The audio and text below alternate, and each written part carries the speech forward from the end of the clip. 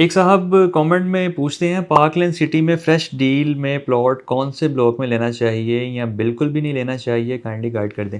अच्छा, इसमें ऐसा है कि अगर आपके पास कैश की इन्वेस्टमेंट है तो आप इसके ए या बी ब्लॉक में इन्वेस्ट करें, क्योंकि ऑन ग्राउंड है, फौरी आपको पोजेसन मिल जाता है। अगर आपका घर बनाने का वहाँ पे इरादा है तो आप वहाँ पे घर भी बना सकते हैं। लेकिन अगर आपके पास इतनी अमाउंट रेडी नहीं है, कैश पे आप बाय नहीं कर सकते, तो इनकी अभी जो फ्रेश डील चल रही है उसमें आप इन्वेस्ट कर सकते हैं। पेमेंट प्लान आप देख सकते हैं। इसमें आपको एग्जेक्टिव एक्सटेंशन है, इसके अलावा हाइड पार्क एक्सटेंशन है, इसके अलावा रोज़ ब्लॉक है। ये 3 ब्लॉक्स हैं जहाँ पे अभी बुकिंग अवेलेबल है, लेकिन बड़ी लिमिटेड सी रहेगी। ऑन ग्राउंड नंबर वाले प्लॉट्स हैं, बिग हैं ज़्यादातर। इसमें आपको 3 मरला, 5 मरला, 10 मरला की ऑप्शन मिल रही हैं।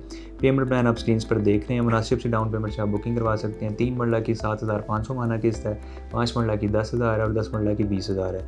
तो ये दोनों चीज़ें मैंने आपको बता दी हैं। कैश में इन्वेस्टमेंट करना चाहते हैं तो ए या बी ब्लॉक में कर लें।